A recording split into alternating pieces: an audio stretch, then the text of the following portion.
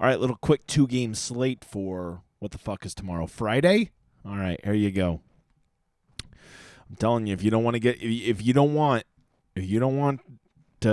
your hands a little dirty, set tomorrow out, brother.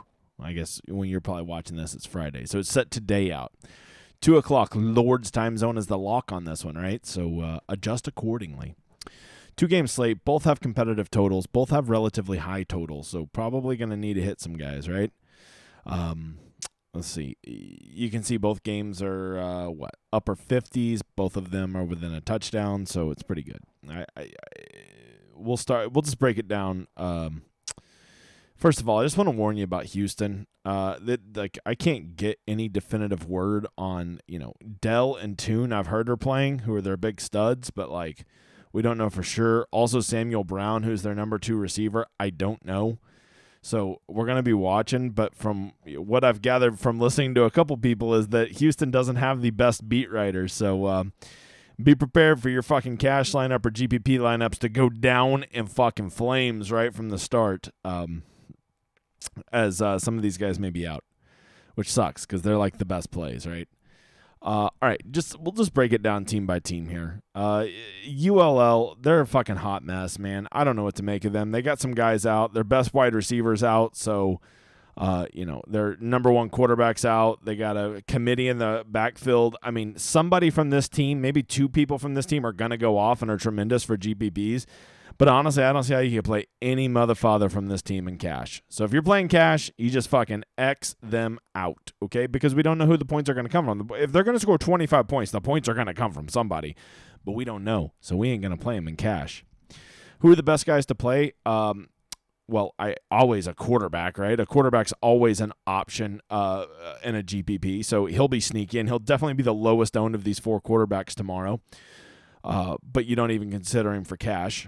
Running back, they got this Chris Smith, who's they kind of have a committee, and Smith gets the most carries, as you can see here, and he gets the most targets out of the backfield. But man, $6,200 isn't exactly a cheap price when there's definitely better running backs than him, at least when it comes to touches that are $1,000 cheaper. So if you want to take a risk on one of these guys, I think they have some upside. To me, probably my favorite play from ULL is this Peter LeBlanc. He's been their number 2, but with fucking Jefferson or something like that? Whoever their number 1 is, he's sitting out. So as you can see, all their wide receivers are ridiculously priced, and you're going to look at their targets and say, these guys suck, but that's a little misleading because, they're missing so much of their usage with their top guys being out. Moving over, Houston. I mean, we've played Houston a lot. Clayton Tune's always a popular guy. Honestly, on this slate, he should probably be about $8,500 or so. He should probably be a little bit more expensive than Hartman. So $7,500, I think you just got to plug and play him at cash, and you don't even think about it. Their running back situation, well, Stacey Snead is definitely their best running back. Problem is he's been out for a month, and we don't even know if he's going to be back, which sucks because I currently have him as the last person in my cash lineup, which I'm not super excited about playing a fucking running back from a running back committee in my cash lineup. But then, here'd be my question. Who the fuck else am I going to play? So, building a cash lineup, it's going to be fucking icky tomorrow. Am I going to do it? Yeah, I am, but I ain't going to feel good about it. If we get word that Snead's out, it does give more value to Henry and Campbell because then instead of a 3-person committee, it becomes a 2-person committee. But once again, are we going to get word? I don't know, dude. I ain't seen shit. I've been looking it up. Hold on, let's see. Yeah. Oh, no, I got Max Homa on my screen. I bet the last thing Stacey Snead was the last thing I searched. So, anyways, and then Dell is, I hear he's going to play. He's definitely the number 1 receiver, averaging 12 targets a game, just insane. You put him in your cash lineup and you forget about it unless you're worried he's not going to play, which is a legitimate concern. This is why I'm telling you. Friday, not for the faint of heart, boy. It is not for the faint of heart. Samuel Brown is another one. If he plays, he's probably a really good play tomorrow. He's their number 2 receiver at $4,500.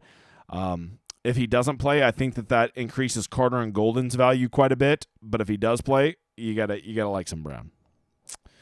I don't know if I like him at cash, but I think he's a great double stack with Dell and Toon in a GPP, and then maybe run it back with LeBlanc or something. Once again, if you're doing cash, try to get at least 3 guys from each game. Okay, at least 3 guys from each game. I don't care which fucking game you stack heavier, but you don't want to go 6 guys in this game and only have 2 from here, or 7 guys from this game and only have 1 from here. You don't want to do that in cash. GPPs, I think that's fine. I think that's more than fine. All right, Wake Forest, Sam Hartman, he's pretty good. He has big games. I do always worry at 8,400. He's always habitually overpriced, but that's always because we see him on full slates. We don't normally get him on these smaller slates. 8,400 on this slate is fine. Justice Ellison is really their only running back worth playing. At 5,100, I think you just lock him in at cash. He has a pretty safe role. I think he'll get you 10 to 12 points, and you just fucking take it and move on, right? A.T. Perry, assuming he's going to play, because it's bowl season, guys. And you're like, why you keep saying assuming going to play? Because it's bowl season, and a lot of these guys don't give a fuck about bowls, and they don't want to get hurt before they go to the NFL. A.T. Perry, definitely, if he plays, he's in your cash lineup. He averages 9 targets a game. He's Hartman's number 1 guy. He's always on the field. He's always running routes. I don't know why I just got a notification to watch my own shit. Get out of here, Google Chrome, you fucking creeper. The number 2 is probably Donovan Green. He runs the second most amount of routes. And then after that, they run a lot of passes. And they're 4 and 5 wide a lot. So a lot of guys get on the field. But to me, only ones I would consider Perry for cash, like Green a lot for GPPs, and then maybe you mix and match one of these guys. Who is it? I mean, I guess if I had to pick, I'd probably take Morin. But you know what? I could be wrong. I could be a moron. See what I did there? Well played. All right, lastly, we're going to get over here to Mizzou. For your second quarterback in cash, because if you don't play a second quarterback in cash, you're super flex. If you don't play a quarterback and you lose, you fucking deserved it. Okay, that's the stuff we let the dipshits do. That's who we're trying to take advantage of in college football. Don't make these mistakes. And if you want to play a wide receiver tomorrow at flex instead of a running back, that's fine. This ain't a great 3 running back slate, okay? So I think it's fine. You're probably going to get down. I bet most of you are going to end up with the same fucking cash lineup as me. And you're basically going to be like, wait, so do I play Snead or do I play Green? Or do I play Burden? That's where you're going to be. So for Missouri, I think that it's between Hartman or Cook, however you want to build your lineup. I think Cook is probably a better play points per dollar just because he's $2,000 cheaper, well, $1,900 cheaper. I think Hartman probably offers a safer floor. He'll probably, I think, under almost any circumstances, get you 14 points. I can't guarantee a Cook is going to get you 14 points. Far from it, actually. Cody Schrader, just another plug and play. You just put him at running back with Ellison, and you fucking forget about it. They're just price adjusted. He's always on the field. It's non-negotiable. You just put him in there. If you want to fade these guys at GPPs, okay, I can respect that. But at cash, you set it and forget it. You set it and forget it. I'm moving over here to their receivers. If you don't know Lovett, their number 1 receiver all year, said, I don't love it, and went to Georgia. So he will not be playing for Missouri, which you got to think opens up a little value. This Bannister guy has 7 targets the last 2 games at 3,300. Seems like a gross misprice to me. He's really filled the void since Lovett left. You could say Bannister loves it. So there's that. Burden, he's the big 5-star supposed to change their program, but let's face it, all year he's just been a burden. How many of these am I going to get in one night? My God, man. My God. So, I think he's super great play for GPPs. He's just due for some big game. Am I going to play him in cash? Not in this lifetime, brother, because he also has a 2-point floor. Anytime I see a guy named Mookie, that always means they're high upside. You can't name your child Mookie, and they don't have high upside potential. So Mookie Cooper is high upside. I mean, in all honesty, if Missouri really is going to score 29 points, if this game really is going to be the game that they're anticipating it to be, which we've seen from Bulls, they rarely play out how they're supposed to. But if it is, Mookie Cooper is a guy that's getting on the field more. I think he benefits the most from Lovett being McGone to the Georgia Bulldogs. And then lastly, if you just want to double stack Cook and you need like an absolute punk, go look up Mekhi Miller. Not to be confused with Mekhi Phifer and 8 Mile. And that's it. That's it, man. A little 2-game slate ski tomorrow. This is a great little GBP slate. Cash, I think most of you are going to end up. I mean, look, I only colored so many guys cash, so most of you are probably going to end up in a 1v1 versus me. So stay the fuck out of my double ups. All right, go play another double ups. If it's just me in there and you don't see any other Showdown Hoedown flags, hop in there. Right? We can do one, but we don't want to have 5 guys in there, man. We're just going to be stepping on each other's dicks. The whole point is to have people in there that we can take advantage of them doing poorly. And if we're all in there, we're not going to do poorly. We're going to make good, well-constructed, optimized lineups. So let's spread the love. Let's, if you have to, go play some head-to-heads. I think that's it, man. This is I call it the rough draft, but I mean, it's pretty much the final draft unless we get some word on these Houston fuckers.